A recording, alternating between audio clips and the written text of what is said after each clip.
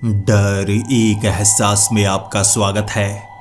इस चैनल पर आपको सुनने को मिलती हैं डरावनी और सच्ची भूतिया कहानियाँ।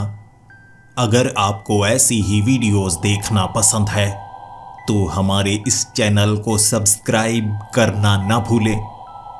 तो अब बढ़ते हैं आज की कहानी की ओर।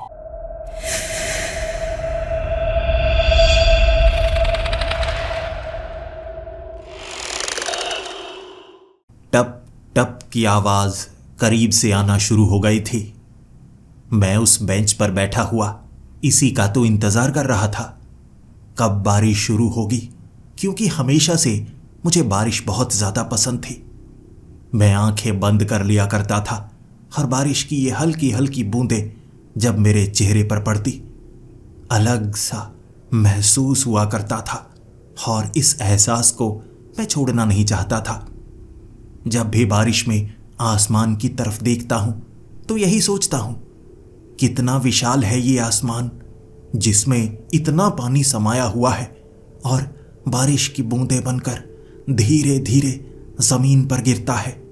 और ये सब कुछ प्रकृति का हिस्सा है, प्रकृति जिसने सब कुछ बनाया और आगे भी वो इसे हमेशा चलाती रहेगी।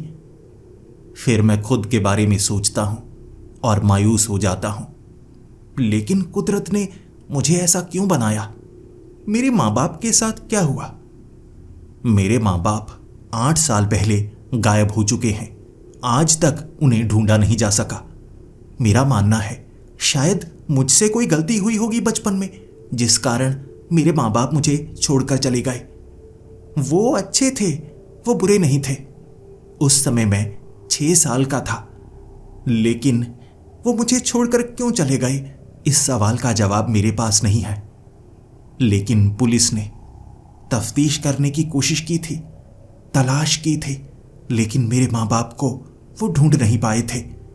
और उनका कहना है कि वो शायद मारे जा चुके हैं और उनकी लाश तक नहीं मिली।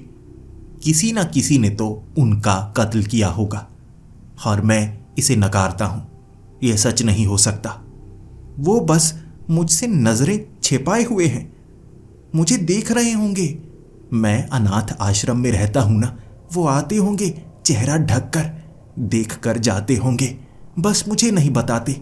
शायद सही समय आने पर उनका गुस्सा शांत हो जाएगा। ये सोचकर इस अनाथ आश्रम में आज भी मैं समय बिता रहा हूं और इंतजार कर रहा हूं कब इस अनाथ आश्रम को छोड़कर मैं बाहरी दुनिया में जाऊंगा, अपने माँ बाप को खुद ढूंढने की कोशिश कर पाऊंगा। लेकिन अब तो मैं नियमों में बंधा हुआ हूं। इस अनाथ आश्रम में आप बाहर तो जा सकते हैं, लेकिन ज़्यादा दूर नहीं। अब मैं थोड़ा बड़ा हो चुका हूं तो इस पब्लिक पार्क में आने की मुझे इजाज़त मिली है, लेकिन शाम को 6 बजे से पहले पहले मुझे वापस जाना पड़ता है। और इस बार बारिश शुरू हो चुकी थी और मुझे अब भी 1 घंटा मिला हुआ था। बारिश में 1 घंटे तक मैं बैठ सकता था, बस इसीलिए अब यहाँ पर बैठा हुआ हूँ। आसपास मुझे कोई नज़र नहीं आ रहा है। शायद मेरी किस्मत अच्छी है, जब भी मैं चाहता हूँ कि बारिश की बूंदें मेरे चेहरे पर पड़ें, अपने आप बारिश होने लगती है। आंखें मैं बंद कर चुका था, महसूस कर रहा था, क्योंकि बारिश में कोई भी बाहर भीगना पसंद नहीं करता। हर कोई मेरे जैसा थोड़ी ना है। फिर मुझे चलने की आवाज़ सुनाई दी। घास में थोड़ा थोड़ा पानी रुक चुका था, बारिश तेज हो रही थी ना, और छप छप की ये आवाज़ किसी के चलने के कारण हो रही थी। लेकिन मुझे लगा कोई होगा जो यहाँ से निकल रहा होगा। मैं तो बेंच पर अकेला ही बैठा हूँ, कोई मेरे पास बैठने की शायद हिम्मत ना करे। अपने कपड़ों को गीला कौन करना चाहता है? लेकिन छप छप की आवाज़ करीब आकर बंद हो गई और मुझे महसूस हुआ मेरा बेंच थोड़ा सा हिला है। मैंने आंखें खोलकर देखा, किसी ने काले कपड़े पहने हुए थे। उसने ऊपर हुडी भी पहनी हुई, मास्क भी पहना हुआ था और काले रंग के चश्मे भी पहने हुए।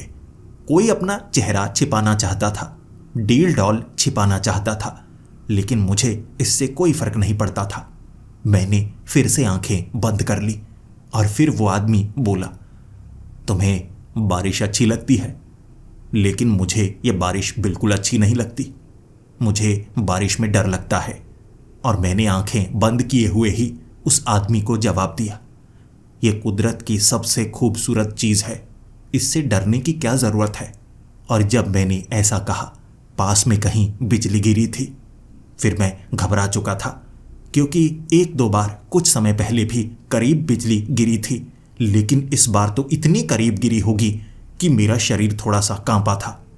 आंखें खुली और फिर से आंखें बंद हो गई। और उस आदमी ने मुझे जवाब दिया, इसलिए मुझे बारिश में डर लगता है। मैं बारिश में भीगना बिल्कुल पसंद नहीं करता। मेरे साथ कुछ ऐसा हुआ है जिसने मुझे बारिश में भीगने से डराना शुरू कर दिया है। मैंने तब उस आदमी को कहा, बारिश में डरने जैसी कोई चीज़ नहीं है। मान लो बारिश में बिजली गिर रही है, अगर आपके ऊपर भी बिजली गिर जाए, जब तक आपको महसूस होगा, आपको दर्द होगा, उससे पहले ही आपकी मौत हो चुकी होगी। तो इससे डरने की कोई खास ज़रूरत नहीं है। मरना तो हमें वैसे भी है। अगर बिजली गिरने से किसी की मौत हो तो इसे हम भगवान की नियति कह सकते हैं। फिर उस आदमी ने कहा, मैं तुम्हें एक चीज़ दिखाऊं। उस चीज़ को देखने के बाद, इस्तेमाल करने के बाद तुम्हें बारिश से डर लगने लगेगा, और ख़ास तौर पर इस बिजली से। जब तुम्हारे करीब बिजली गिरा करेगी ना, तुम सोचने पर मजबूर हो जाओगे।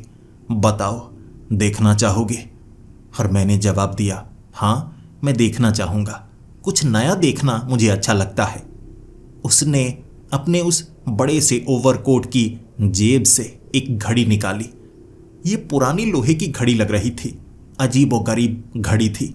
और उसने मेरे हाथ में उस घड़ी को थमाया और वो आदमी कहने लगा, लो, अब से ये घड़ी तुम्हारी, लेकिन इस घड़ी का इस्तेमाल सोच समझ कर करना, क्योंकि इस घड़ी से तुम अपने इतिहास को बदल सकते हो, तुम अपने भविष्य को बदल सकते हो। जब भी बारिश हो रही हो, इस घड़ी का इस्तेमाल करना, ध्यान से करना।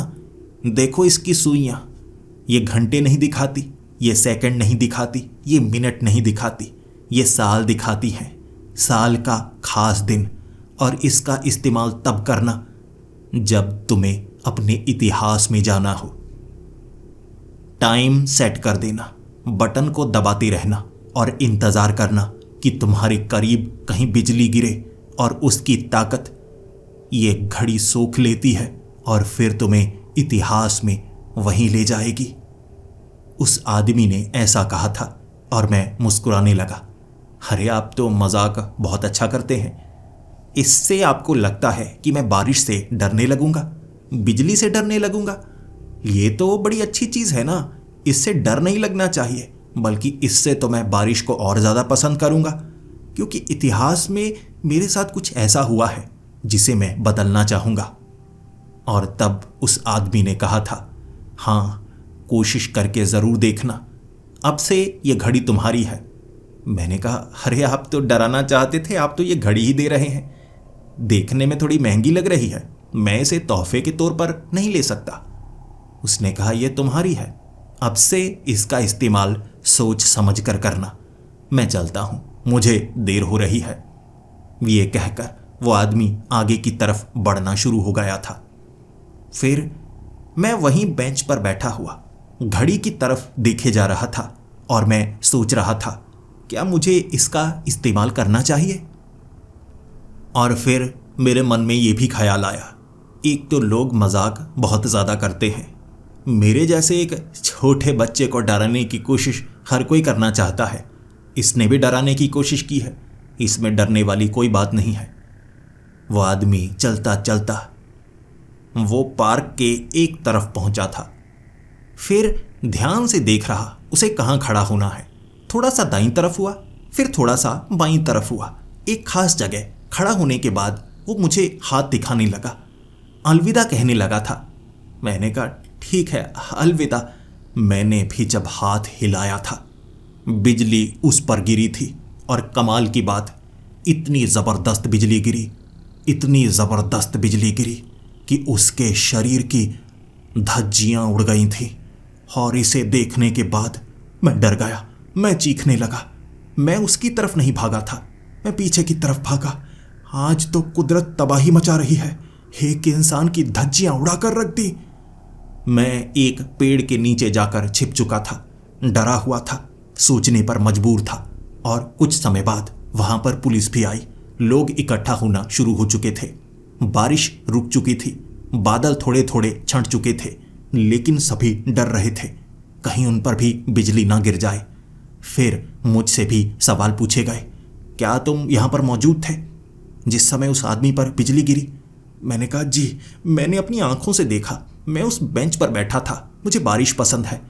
और उसके बाद मैंने देखा वो आदमी वहीं पर था और उसके ऊपर बिजली गिरी। फिर पुलिस वाले ने पूछा था, क्या वो घूम रहा था, वहां खड़ा था, सिगरेट पी रहा था, क्या कर रहा था? मैं पुलिस वाले को क्या बताता? घड़ी के बारे में मैंने छिपाया और मैंने कहा, जी पता नहीं, वहां पर वो आदमी खड़ा हो गया था, फिर मेरी तरफ देखकर जैसे मुझे तंग कर रहा था या हाथ हिलाकर अलविदा कर रहा था।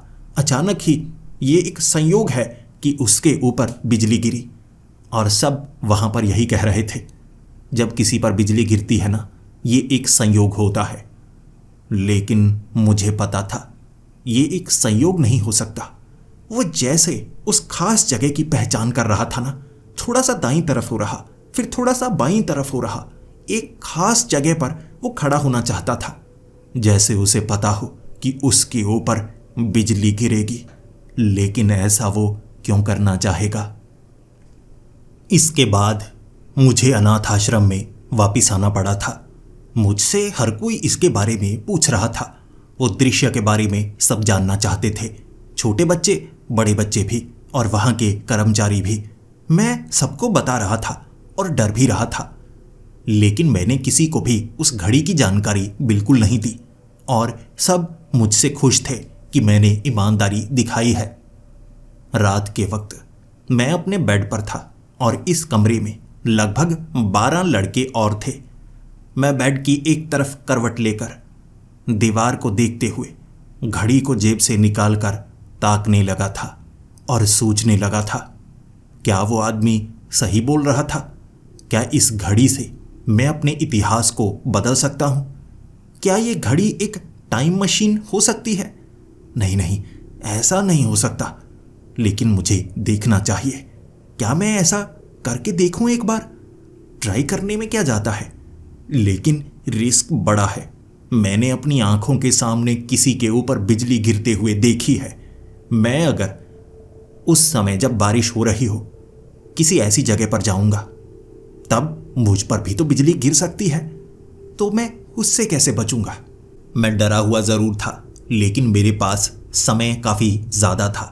अगले कई दिनों तक थोड़ी थोड़ी बारिश होती रही। ये बारिश का मौसम ही था और एक शाम 7 दिन बाद मैं दोबारा उसी पब्लिक पार्क में था और मुझे लगा था, क्या अब मैं इसका इस्तेमाल करके देखूं? मैं पीछे वाले समय में जाना चाहूंगा। उस घड़ी की सुई घुमाने वाला बटन एक तरफ था और उसके नीचे वो वाला बटन था जिसे दबाना था जब बिजली गिरे। उसने मुझे ऐसा ही बताया था।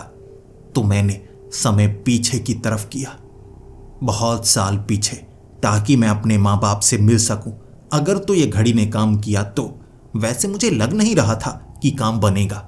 मैं सुई को तेजी से हिला रहा था, लेकिन सुई को हिलाते वक्त मैं घबरा चुका था, क्योंकि एक साथ 2 तरफ शायद बिजली गिरी होगी। आवाज बड़ी जोरदार थी कि सुई तेजी से घूमी और बटन भी मैंने दबा दिया था। वो धमाका अलग था, लेकिन एक और धमाका जिसने मेरे कान के पर्दों को हिलाकर रख दिया और आंखें चुंधिया गईं। महसूस हुआ मुझे जैसे मेरे ऊपर बिजली गिरी हो। नजर नहीं आ रहा, ये क्या है?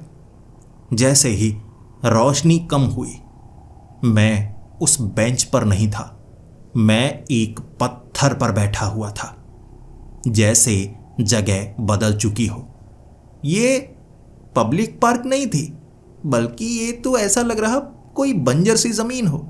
पास में खेती वाली एक जमीन थी। मैं कहीं और आ गया। अरे, मैं तो इस शहर में था, ये मैं कहां पर आ गया? मैं घबराया हुआ था। मुझे लगा मैं शायद बेहोश हो गया हूं, किसी ने मुझे उठाकर यहां पर रखा है, ऐसा ही लग रहा है। मैं चलकर उस सड़क पर पहुंचा और आसपास देख रहा। लोग तो कई थे, लेकिन मुझे ऐसे लोग नजर आए जिनके कपड़े पुराने लग रहे। ज़्यादातर बैलगाड़ी और साइकिल वाले थे और मैं घबराहट में सोच रहा, ये कैसी जगह आ गया, ये कौन सा शहर है। फिर मैंने एक आदमी से बात भी की। वो मुझे देखकर कह रहा था, ओ लड़के, ये कैसे कपड़े पहने हैं तूने, कहाँ से आया है तू? विदेश से आया लगता है, बड़े चमकदार और अच्छे कपड़े लग रहे हैं। मैंने कहा, मैं विदेश से नहीं आया, मैं वो अनाथ आश्रम में रहता हूँ। उसने कहा, कौन सा अनाथ आश्रम? शहर में? कौन से शहर में? मैंने कहा, कौन से शहर में क्या, यहीं पर। वो हंसने लगा, अच्छा तू पागल हो गया लगता है, तुझे ये शहर लगता है। अरे मुझे तो ये कस्बा भी नहीं लगता, गांव जैसा है, कोई सरकारी काम सही से नहीं होता। बड़े शहर में देखो काम कितने अच्छी तरह से हो जाता है। इसे शहर मत कहो, बोलो कस्बा, कस्बा भी छोड़ो, गांव बोलो उसे। मैंने उससे बात ना करना ही समझदारी समझी। मुझे रास्ता पता था, लेकिन उस अनाथ आश्रम तक जाने वाला वो रास्ता जैसे गायब ही हो। अजीब पुराने पुराने घर, टूटे फूटे कई झोंपड़े भी मुझे नजर आ रहे थे। कुछ जगह तो नई जैसी लग रही थी, लेकिन लोग साइकिल पर ज़्यादा क्यों हैं? क्योंकि अब तो साइकिल लोग कम ही चलाते हैं, मोटरसाइकिल और ज़्यादातर तो गाड़ियों में ही होते हैं। फिर मुझे एक बस भी नज़र आई। चमकदार बस थी, लेकिन पुराने ज़माने वाली। और तब मुझे एक बार के लिए लगने लगा था, कहीं ये घड़ी ने तो नहीं किया होगा। और तब मेरी आंखें चमकने लगी और फिर मेरा दिल बैठा बैठा जा रहा। लेकिन जब मैं छोटा था तब ऐसी तो दुनिया नहीं थी, इतना पुराना ज़माना भी नहीं था। मैं किसी से पूछता हूँ, साल पूछता हूँ, दिन पूछता हूँ, और जब मैंने वहाँ पर साल और दिन पूछा, मेरे रोंगटे खड़े हो गए। मैं 65 साल पीछे नहीं आना चाहता था, लेकिन मैं 65 साल पीछे आ चुका था। और तब मैं हैरान और परेशान। लगता है सुई तेजी से घूम गई, और जब तेजी से सुई घूमी ना, बटन गलती से दब गया। ये वो समय है जब दादाजी छोटे हुआ करते थे। हाँ, इस समय में मेरे दादाजी छोटे हुआ करते होंगे। वैसे मेरे दादाजी की मौत मेरे माँ बाप के गुमशुदा होने के 2 साल बाद हो गई थी, और तब से मैं अनाथ आश्रम में रहना शुरू हो चुका था। तो मेरे दादाजी जो कहानियाँ सुनाया करते थे मुझे आधी आधी याद है, वो लिखा करते थे, मैंने बाद में पढ़ी भी। ये तो वो ज़माना है। तो ये शहर वही है? मैंने नाम पूछा। ये तो वही था, अब इसे कस्बा माना जाता है, लेकिन भविष्य में ये शहर बनेगा। घड़ी मेरे पास है, मैं उस ज़माने में हूँ। शायद मैं कुछ ऐसा कर पाऊँ जिससे फ़ायदा हो। मैं दादाजी से मिलकर आता हूँ। मैं उस घर को ढूंढना चाहता था, हमारा पुश्तैनी घर। और जब मैं उस जगह पहुँचा, मैं देखता रह गया। ये हमारा टूटा हुआ घर, जिसे मेरे दादाजी कहा करते थे कि ये हवेली हुआ करती थी, और मैं हंसता था, ये हवेली कैसे हो सकती है, छोटे घर को हवेली नहीं कहते। लेकिन ये हवेली थी, बड़ी 2 मंजिला हवेली। भले ही सीमेंट का इस्तेमाल कम हुआ था, ज़्यादातर मिट्टी की चिनाई की गई थी, लेकिन देखने में फिर भी ये हवेली खूबसूरत लग रही थी। मैं इसके अंदर जाना तो चाहता था, लेकिन मुझे लगा कि मैं इस हवेली के अंदर जाऊंगा, शायद मेरे दादाजी मुझे गले से लगा लेंगे, लेकिन ऐसा नहीं है। उन्हें क्या पता कि ये लड़का कौन है। तो मुझे लगा मुझे हवेली के अंदर नहीं जाना चाहिए, क्या पता चोर चोर कहकर वो पकड़ ले। मुझे अपने दादाजी से मिलना है। मैं उन्हें कहाँ पर ढूंढूं? किसी आसपास बच्चे से पूछूं? एक पेड़ के पास कुछ बच्चे खेल रहे थे, लेकिन एक बच्चा थोड़ा दूर बैठा हुआ। मुझे लगा उस बच्चे से बात करता हूँ, इस हवेली के बारे में जानता हूँ, और अपने दादाजी का नाम मुझे पता था, वंशदेव। तो मैं वंशदेव को कहाँ मिल सकता हूँ ये पूछूंगा। मैं उस लड़के के करीब गया और फिर उस लड़के को कहा, देखो बेटा, मुझे तुम बता सकते हो कि वंशदेव कहाँ पर मिलेंगे? वो लड़का मेरी तरफ देखने लगा, घूरने लगा। और फिर कहने लगा, मेरा नाम क्यों ले रहे हो? मैं हैरान हो गया। मैंने कहा, आप हो वंशदेव? उसने कहा, हाँ। फिर मैंने पूछा, ये आपका घर है? उसने कहा, हाँ। कौन हो तुम? तुम्हारे अजीब से कपड़े हैं, मैं पापा को बता दूंगा। मैंने कहा, नहीं नहीं, वैसे ही मैं तो पूछ रहा था। मैं सरकारी विभाग से आया हूँ, बच्चों के बारे में जानकारी जुटा रहा हूँ। तो तुम्हारा नाम वंशदेव है, तुम्हें वंशा कहा जाता है। ऐसे मैं उससे बातें करने लगा, जो असल में मेरे दादाजी थे, बचपन वाले दादाजी। मैं बातें करते करते उनका भरोसा जीत चुका था। वो बच्चे थे, भोले थे। तब मैं अपने परदादा को भी देख सकता था, अपने लकड़ दादा को भी देख सकता था। वो हवेली में थे, लेकिन मैं अपने पूर्वजों से मिलना नहीं चाहता था। मेरा प्यार तो दादाजी से ही था। अब मैंने अपने परदादा की तस्वीर तक कभी नहीं देखी थी। मैं अपने दादा के साथ बातें करते करते उस गांव में घूमने लगा। हवेली से थोड़ा दूर निकल आया था, और उस जमाने में बच्चे अपने घर से दूर भी जा सकते थे, कोई डरता नहीं था। लेकिन हमारे समय में घर से दूर जाओ तो बहुत डांट पड़ती है, क्योंकि कई बार बच्चों को लोग उठा कर ले जाते हैं। अब भले ही मैं बड़ा हो चुका हूं, लेकिन अब भी वो बातें मुझे डराया करती थी। लेकिन मेरे दादा तो बिल्कुल नहीं डर रहे थे। मैंने उसका भरोसा जीतने के बाद बताना शुरू कर दिया, देखो, मैं जो तुम्हें बताना चाहता हूं उसे ध्यान से सुनना। मैं तुम्हारा कोई अपना ही हूं। अभी मैं नहीं बता सकता, बाद में बताऊंगा। लेकिन हमारे घर में बहुत बुरा होने वाला है।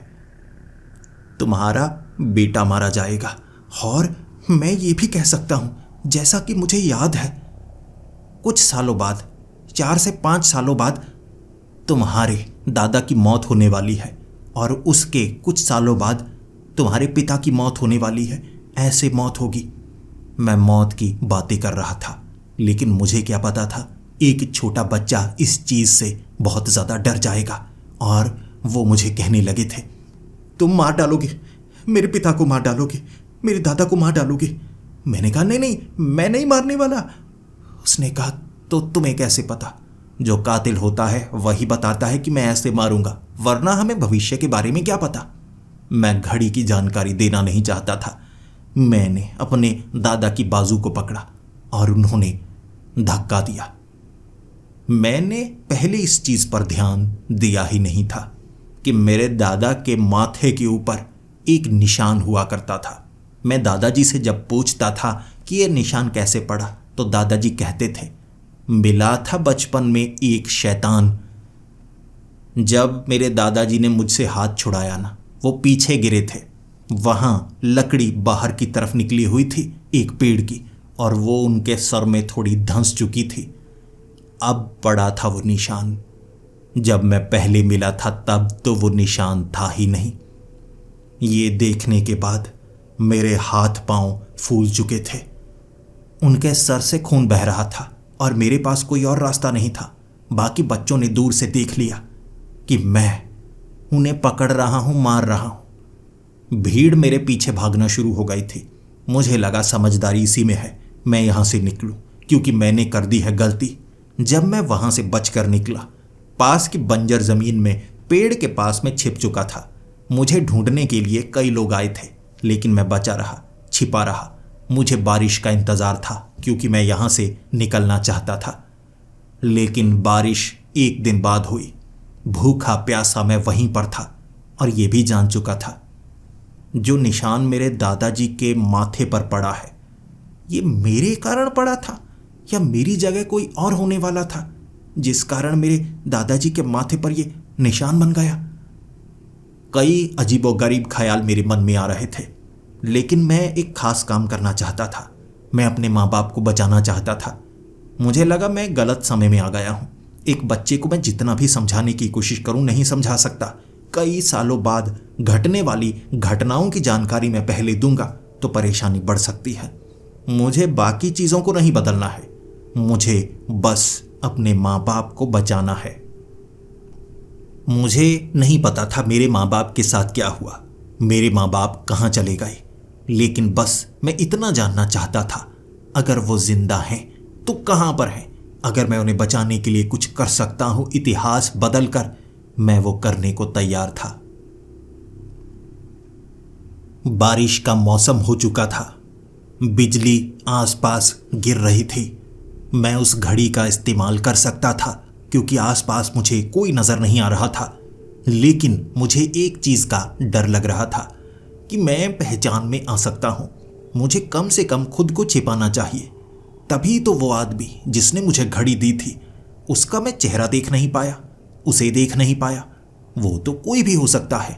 मुझे भी थोड़ा खुद को तो छिपाना होगा, लेकिन मेरे कपड़े तो भविष्य के कपड़े हैं, तो कोई भी पहचान जाएगा, ये अलग है। तो मुझे थोड़े ऐसे कपड़े पहनने चाहिए जो पुराने ज़माने में भी अच्छे लगते थे, भविष्य में भी थोड़े अच्छे लगे। तो मैं थोड़े देसी कपड़े पहनने लगा। मैंने वहाँ एक झोंपड़े के अंदर से चुराए कपड़े और उन चुराए हुए कपड़ों को पहनकर जब बिजली गिर रही थी बटन को दबाना शुरू कर दिया।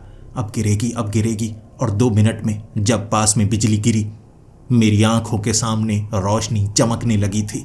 बहुत ज़्यादा रोशनी चमक रही थी। और इस बार मैंने गलती नहीं की। मैं एक खास समय में जाना चाहता था। मैं बस अपने माँ बाप को उनके बचपन में देखना चाहता था, इससे पहले कि मैं उन्हें बचाऊं। मैं तो घड़ी का इस्तेमाल अच्छे से कर सकता हूं ना।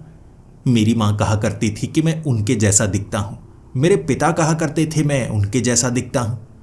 मैं एक बार देखना चाहता था मैं किसकी तरह का लगता हूं। दादाजी से थोड़ी थोड़ी शक्ल मेरी मिल रही थी। मैं अपने इसी शहर में था, उसी पत्थर के ऊपर, लेकिन आसपास थोड़ा बदल चुका था। ये देखने में एक छोटी पार्क लग रही। आसपास खेत नहीं थे, छोटी छोटी दुकानें बनी हुई थी। उन दुकानों को देखकर ऐसा लग रहा शहर तो बदल रहा है। और मैंने तारीख का पता किया। ये वो तारीख है, वो साल है जब मेरे पिता काफ़ी ज़्यादा छोटे थे। मैं अपनी माँ को भी अपने इस शहर में ढूंढ सकता हूँ, लेकिन माँ वाला वो नाना जी वाला घर ढूंढने में थोड़ी परेशानी तो होगी मुझे, लेकिन कम से कम अपने पिता को तो देख लूँ। मैं वही घर पहुँचा था, हवेली, जो अब थोड़ी थोड़ी पुरानी लगने लगी थी। भले ही प्लस्तर अब हुआ था, सीमेंट का इस्तेमाल हुआ था और दादाजी रेनोवेशन का काम हमेशा करवाते ही रहते थे। जब मैं वहाँ पहुँचा, मैंने देखा एक बच्चे को खेलते हुए और मैं खुद की छवि देख पा रहा था। अरे मेरे पिता होंगे, ये बिल्कुल मेरे जैसे दिखते हैं। तभी तो मेरे पिता इतना झगड़ा किया करते थे कि ये मेरी तरह दिखता है। मैं अपने पिता को गले से लगा लेना चाहता था। एक अनाथ के लिए सबसे बड़ी और कीमती चीज़ उसके माँ बाप होते हैं, और मैं तो अपनी आंखों के सामने उनका बचपन देख पा रहा था। यह घड़ी का जादू है, ये मेरे लिए एक वरदान है। मैं हवेली में बहाना लगा कर गया था। मैंने एक मास्क पहन लिया था, कपड़े को मुंह पर लपेटा जो मास्क की तरह लग रहा था। बाल मेरे थोड़े लंबे थे, मैंने पीछे रबर लगा ली थी। फिर मैं अपने दादाजी से एक बार मिलना चाहता था, क्योंकि अब उनकी उम्र कोई ज़्यादा नहीं होगी। अब मैं शायद उनसे कुछ बात कर सकता हूँ। मेरे दादाजी बाहर थे, लेकिन मैं अंदर अपनी दादी से मिला था, कुछ बातें की थी, अपने पिता को देखा था। मेरे पिता सामने कैसे मिठाई उठा उठा कर खाए जा रहे थे, लेकिन इन सब चीज़ों को देखकर खुशी भी हुई। आंखें थोड़ी सी नम भी हो गई थीं। मेरे दादाजी शाम के वक्त काम से आए थे और मैं दादाजी को इस बार बताना चाहता था कि भविष्य में क्या हो सकता है। मैं किसी तरह अगर उन्हें बचा पाऊं, उनकी वो बीड़ी पीने की आदत जो भविष्य में उन्हें ऐसी बीमारी देगी जो उन्हें लंबी उम्र जीने नहीं देगी, और वो मुझे छोड़कर चले जाएंगे। मेरे माँ बाप का जाना तो मेरी समझ से बाहर था, लेकिन मेरे दादाजी जो मुझे पाल सकते थे, मेरे साथ रह सकते थे, वो बीमारी उन्हें खा गई। शायद मैं उन्हें समझा पाऊं। मैंने शाम होने तक का इंतज़ार किया था। शाम को मेरे दादाजी घर में आए थे और उन्होंने मुझे देखा। दादी ने कह दिया था, ये सरकारी अफसर हैं, मिलने के लिए आए हैं, थोड़ी बातचीत कर रहे हैं, कोई फॉर्म भरना है, कह रहे हैं आपको कुछ रुपए मिलेंगे। देखिए आप, मुझे तो कुछ समझ में नहीं आ रहा है। मेरे दादाजी ने सबको अंदर जाने के लिए कहा था। फिर मेरे दादाजी मेरे सामने आकर बैठे और बार बार मेरी बाजू की तरफ देखे जा रहे थे। फिर वो मुझे कहने लगे, तुम कोई सरकारी अफसर नहीं लगते, सच सच बताओ तुम किस लिए आए हो, और मुझे लगता है हमें यहाँ पर बात नहीं करनी चाहिए। क्या तुम यहीं बात करोगे या हमें बाहर चलना चाहिए? मैंने कहा, जी बिल्कुल, बाहर चलते हैं, अकेले में बात करते हैं। मैं उस हवेली के पीछे की तरफ चलने लगा था। बार बार मेरा ध्यान दादाजी के माथे की तरफ पड़ रहा था, लेकिन मैंने अपना चेहरा छिपाया हुआ था। मैं नहीं चाहता था कि वो मुझे पहचाने जब तक कि मैं उन्हें सच ना बताऊं। हवेली से पीछे खाली जगह थी जहां पर हमारी ही ज़मीन थी। कुछ हमने फलों के पौधे लगाए हुए थे, बागान ही बनाए हुए थे। वहां मेरे दादाजी मुझे ले गए और फिर कहने लगे, अब बताओ पूरी बात क्या है। मैं उन्हें पूरी बात बताने लगा था। देखिए, मैं आपको आगाह करने आया हूं, कोई मरने वाला है, आप बचा सकते हैं। अगर आप मेरी बात मानेंगे तो आप बचा सकते हैं। तभी पीछे से दादाजी ने मुझ पर हमला कर दिया था। उन्होंने मेरे सर के ऊपर एक डंडा पड़ा था, वो इतनी जोर से मारा कि मेरी आंखों के सामने अंधेरा सा छाने लगा था। जिसके बाद मेरे दादाजी ने मुझे पकड़कर पेड़ के साथ सटाया और मेरी बाजू को एक रस्सी के जरिए पेड़ के साथ वो बांधने लगे। मैं कहने लगा, ध्यान दीजिए, मेरी बातों पर ध्यान दीजिए, आप मुझे चोट क्यों पहुंचा रहे हैं? तब उन्होंने कहा, मैं इस घड़ी को पहचानता हूं, मैं तुम्हें पहचानता हूं। बचपन में तुम ही थे जो मुझे मारने के लिए आए थे, और तुमने जैसा जैसा कहा वैसा वैसा हुआ।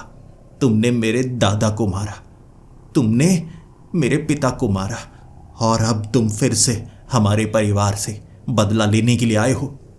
मैंने कहा, ऐसा नहीं है, मैं बदला लेने के लिए नहीं आया हूं, मैं बचाने के लिए आया हूं। लेकिन वो मानने को तैयार नहीं थे, और इस बात में कोई झूठ भी नहीं था। मेरे कारण उनके सर पर चोट लगी थी और वो कह रहे थे, तुमने जैसा जैसा कहा वैसा वैसा हुआ, तुम कौन हो? और तब मैं समझ गया था।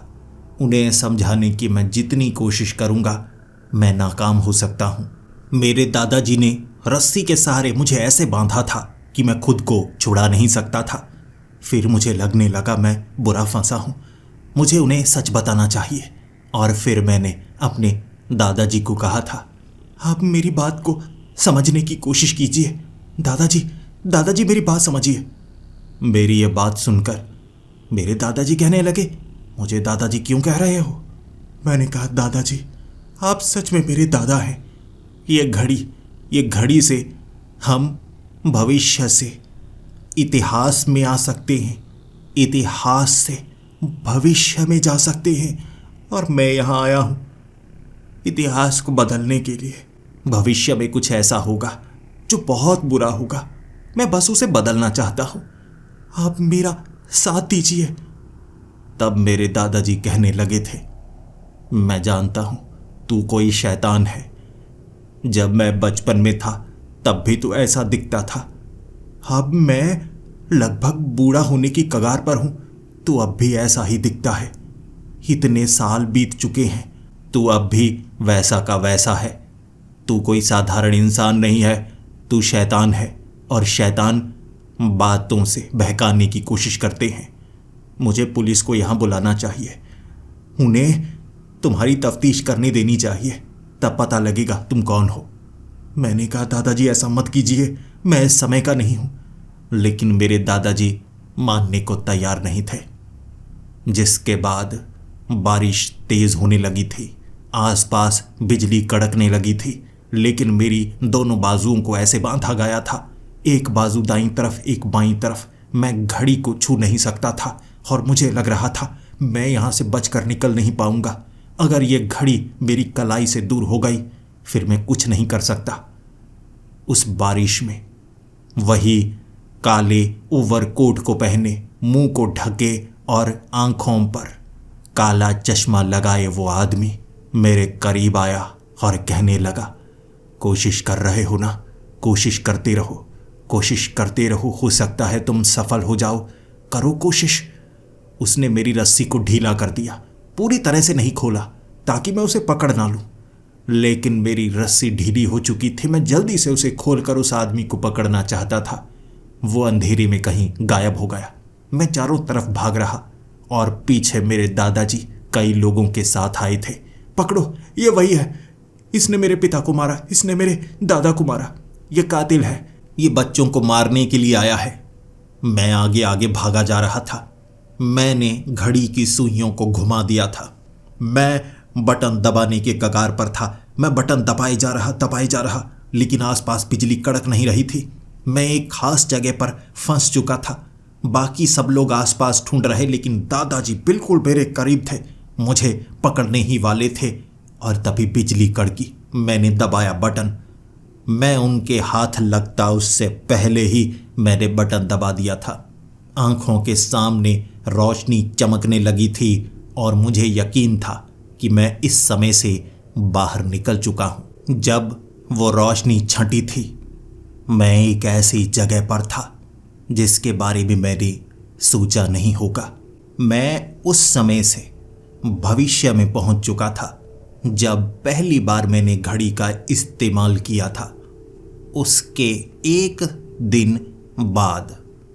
लेकिन हालात ठीक नहीं थे।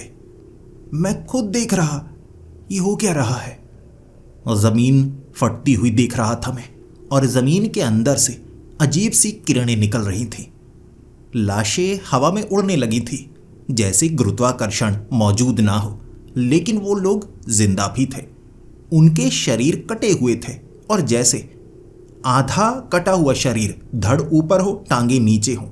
अब नीचे वाली वो जो टांगे थी किसी और के धड़ के करीब जाती तो खींची हुई उसके शरीर से जुड़ जाती। ऐसे हो रहा था। कह सकते हैं ना तो कोई जिंदा था और ना कोई मरा हुआ था। मैंने पेड़ों के स्वरूप को बदलते हुए भी देखा, और मैं कुछ भी समझ नहीं पा रहा ये हो क्या रहा है। तब मेरा शरीर भी खींचने लगा था। मैं खुद को अजीबोगरीब महसूस कर पा रहा। मुझे ऐसी यादें दिमाग में घूमती हुई महसूस हो रही जो मेरी थी ही नहीं। मैं तो हमेशा से लड़का था, लेकिन मेरे दिमाग में लड़की की यादें क्यों आ रही थी। तब मैंने महसूस किया एक लड़की की अंगूठी जो कि मेरी पीठ से छू चुकी थी, उस कारण वो यादें मेरे साथ जुड़ रही थी। लेकिन ये कैसे हो सकता है। धीरे धीरे सब कुछ टूट रहा था, और ये सिर्फ धरती नहीं टूट रही थी, समय बिखर रहा था। समय क्यों बिखर रहा है, क्या हुआ। और फिर मेरा दिमाग घूमा। इस घड़ी का इस्तेमाल, ये घड़ी से नियति जुड़ी हुई है। मैं चाहे जितना भी इतिहास को बदलने की कोशिश करूं, लेकिन सब कुछ जैसे मुझसे जुड़ा हुआ है। मैं इतिहास का हिस्सा था, तभी तो दादाजी के माथे पर वो निशान था। सब कुछ वैसा का वैसा ही चल रहा है। मैं रोने लगा था, लेकिन इस समय में खत्म होने के बजाय मैं इतिहास में जाकर एक और कोशिश करना चाहूँगा। मैं जानना चाहूँगा मेरे माँ बाप के साथ क्या हुआ था, वो गायब क्यों हो गए थे, वो कहाँ चले गए थे। मैं एक बार जानना चाहता हूँ। मैंने घड़ी का इस्तेमाल फिर से किया था। मैंने सुई सही से घुमाई। मैं उस समय में पहुंचना चाहूँगा जब मैं अपने माँ बाप को बचा सकूं। मैं उसी दिन में था। यही वो दिन था ना जब मैंने आखिरी बार अपने माँ बाप को देखा था। मैं अपने घर के बाहर खड़ा था। अंदर जाने की हिम्मत नहीं थी। ऐसा लग रहा था कोई अपना बिछड़ जाएगा और इसमें मेरा हाथ ना हो। मुझसे ऐसा कुछ ना हो जाए अपने माँ बाप के साथ जिससे वो गायब हो जाए। बस इसी चीज़ का डर था, क्योंकि मैं जिस चीज़ को बदलना चाहता था, जब मैंने उसे बदला तो मेरी समझ में आया इन सब के पीछे भी मेरा ही हाथ था। इसीलिए मैं डरा हुआ था। शायद बर्बादी का कारण मैं तो नहीं। जब मैं घर के अंदर गया था, मैंने खुद को देखा खिड़की से।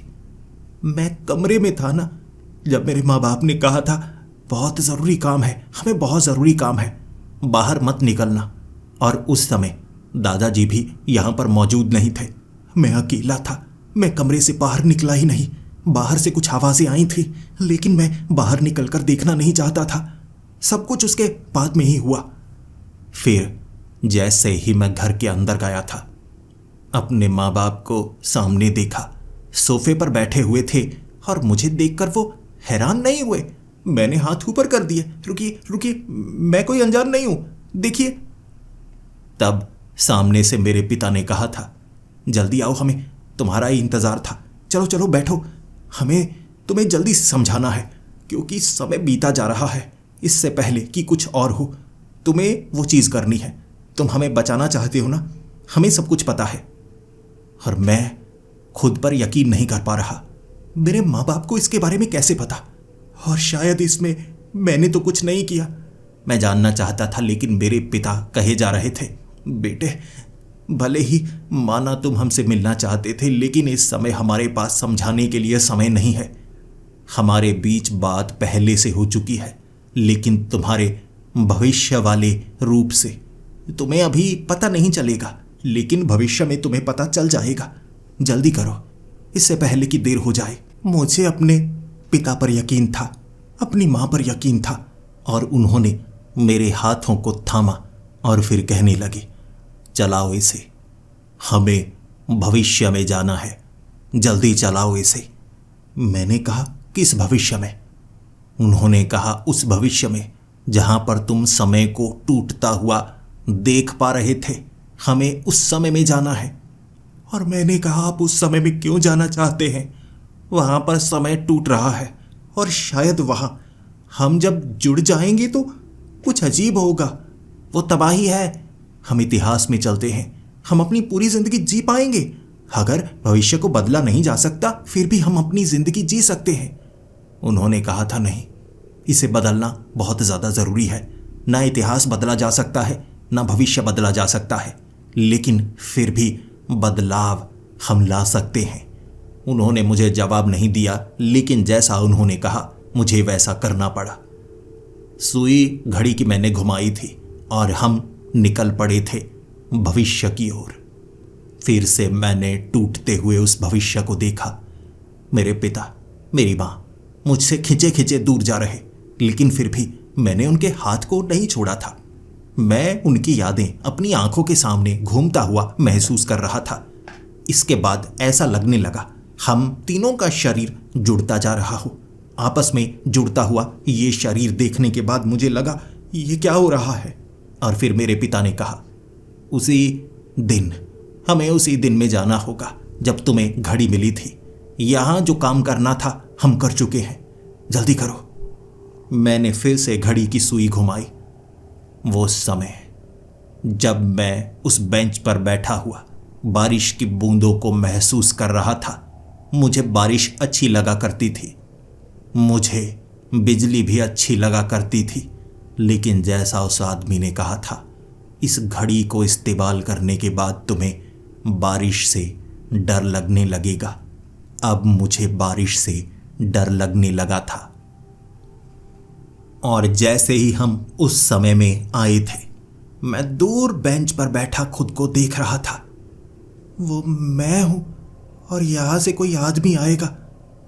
और उसके बाद एक तरफ से काला कोट पहने वो आदमी आगे बढ़ता हुआ मुझे नजर आ रहा, लेकिन एक बार उसने पीछे मुड़कर मेरी तरफ देखा था। वो जानता था मैं यहां पर हूं, फिर आगे बढ़ गया। बेंच पर मेरे इतिहास के स्वरूप से बातें कर रहा, और यहां मेरे पिता और मेरी मां ने कहा था, हम जल्दी यहां से निकलते हैं, हमें उस जगह पहुंचना है। बिजली पड़ने वाली है, हमारे ऊपर बिजली पड़नी चाहिए, तभी काम बनेगा। मैंने कहा, ये क्या कह रहे हैं आप? बिजली क्यों पड़ेगी आप पर? उन्होंने कहा, सही समय पर तुम्हें जवाब मिलेगा, तुम खुद जवाब को ढूंढोगे, फिक्र मत करो।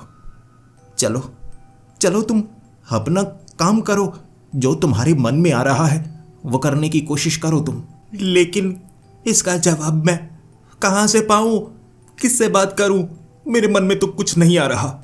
उन्होंने मुझे कोई जवाब नहीं दिया था, लेकिन दोनों अलग अलग दिशा की तरफ भागने लगे थे जैसे कोई जरूरी काम हो। फिर मैंने सामने अपने स्वरूप को देखा था। मैं वहां पर घड़ी को लेकर देख रहा और वो आदमी उस खास जगह पर आ रहा। फिर से उसने मुड़कर मेरी तरफ देखा था। आगे की तरफ बढ़ने लगा और मैं जानता था बिजली किस जगह पर गिरेगी। मैंने अपनी आंखों से देखा था। पेड़ के पीछे जब मैं मुड़ा, मुझे एक और आदमी नजर आया था, लेकिन उसने अजीब कपड़े पहने हुए, लाल रंग के। उसके बाल भी थोड़े लंबे थे, लेकिन उसकी कलाई पर लगी घड़ी भी देखी मैंने। दाईं तरफ कोई और था पेड़ पर चढ़ा हुआ, उसकी कलाई पर लगी हुई घड़ी भी देखी मैंने। आसपास मुझे बहुत लोग नजर आने लगे। दूर दूर इतने सारे लोग थे, हर किसी की कलाई पर घड़ी थी। और मुझे ऐसा क्यों महसूस हो रहा था, जितने भी ये लोग हैं ये सब एक ही हैं, बस अलग अलग समय से। और उनमें से वो आदमी जिस पर बिजली गिरने वाली थी, मैंने देखा था वहां से। वो एक बार दाईं तरफ गया था। असल में जहां पर पेड़ के पीछे मैं छिपा था, वो इस पेड़ के पास आया था और यहां पर वो आदमी आकर कहने लगा था, भविष्य में जाओ, तुम सबसे जुड़ पाओगे, हर किसी का दिमाग पढ़ पाओगे। इससे बचने का तरीका ऐसे ही निकलेगा। समय के पार निकलने के बाद समय टूटेगा। जब तुम इतिहास के स्वरूप में घड़ी का इस्तेमाल करोगे, समय टूटेगा और इस समय टूटने के कारण तबाही होगी। और भविष्य में तुम जानो, ढूंढो, तुम्हें मैं नहीं बताऊंगा, तुम्हें खुद पता लगेगा सच्चाई क्या है। फिर वो आदमी सीधा आगे खड़ा हो गया और फिर उस पर बिजली गिरी। धज्जियां उड़ चुकी थी उसकी। कौन था वो? क्यों मरना चाहता था? इसका जवाब जैसा उसने बताया वैसे पाया जा सकता था। भविष्य में जो चीज करीब आती वो जुड़ जाती।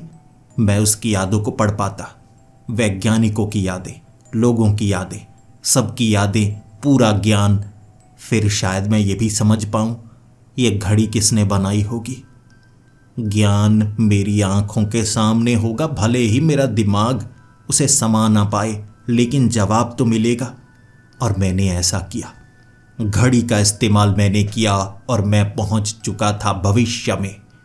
वो भविष्य जब समय टूट रहा था।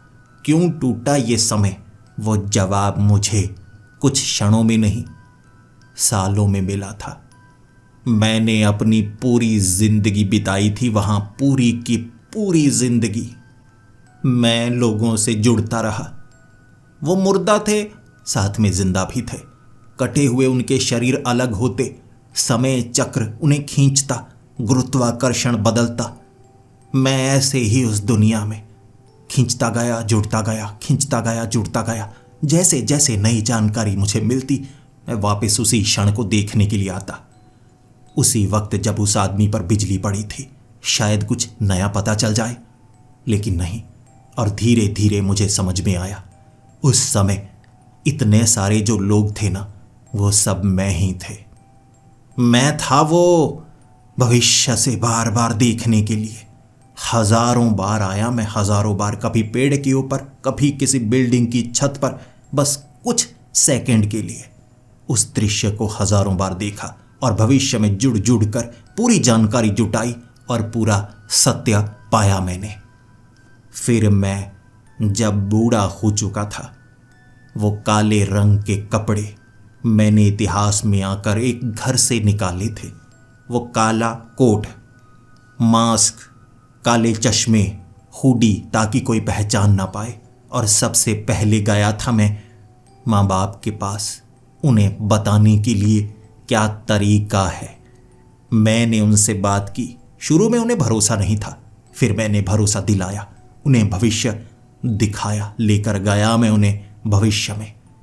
लेकिन फिर उन्हें वापस लेकर आया और कहा, मेरे इतिहास का रूप आएगा आपके पास, उसे बताना क्या करना है।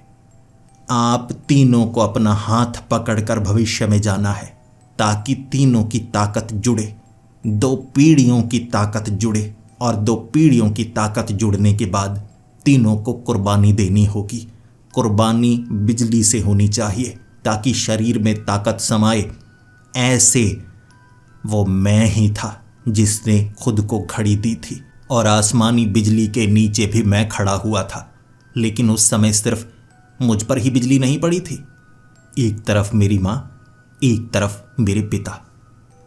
एक साथ 3 जगह बिजली गिरी। ऐसा कभी नहीं होता लेकिन उस समय हुआ था। मेरे माँ बाप को गले से लगाकर अलविदा कहा था क्योंकि मुझे सच्चाई का पता चल गया था।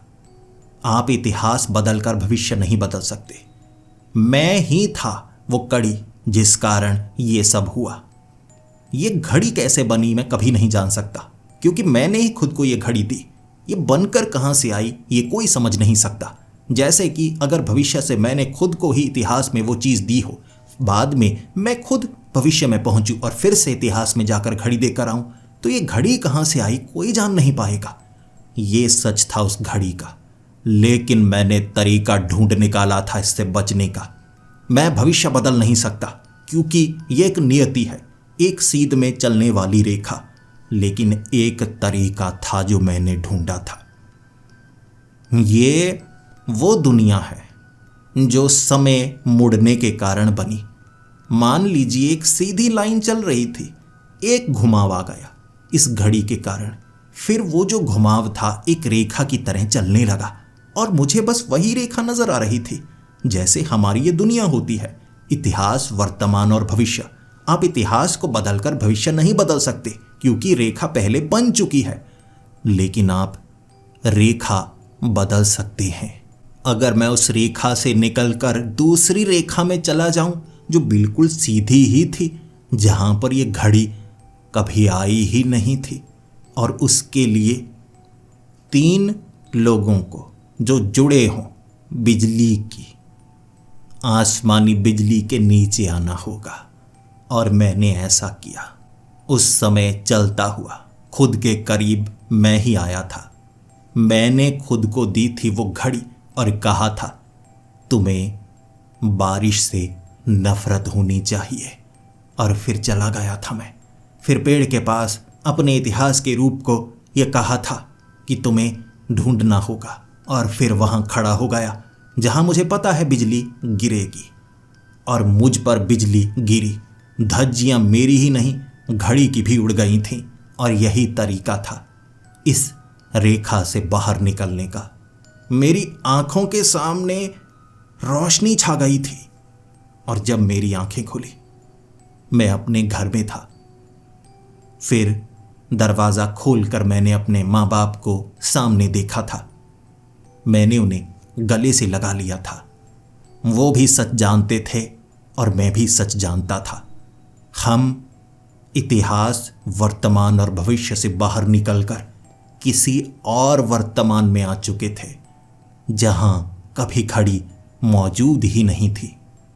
और ऐसे मेरी जिंदगी बदली। मैं अपने माँ बाप को बचा पाया क्योंकि यहाँ पर उनकी मौत लिखी ही नहीं थी। बिना घड़ी के वो कभी गायब होते ही नहीं। और जान पाया वो गायब होकर कहाँ गए थे, कुर्बानी देने के लिए। लेकिन इस समय रेखा में सही समय पर हम आ गए। और ऐसे इस समय मैं अपना पूरा बचपन अपने माँ बाप के साथ बिता चुका हूँ। मुझे कोई महंगी चीज़ पसंद नहीं है, जो मिले मुझे वही अच्छा लगता है, लेकिन घर पर समय बिताना चाहता हूँ। ये ज़िंदगी से मैं इतना खुश हूँ बता नहीं सकता। कुछ लोग कहते हैं ना मुझे ज़िंदगी अच्छी नहीं मिली, तो मैं कहता हूँ बदलने की कोशिश तो कीजिए। आप भी अपनी ज़िंदगी बदल सकते हैं।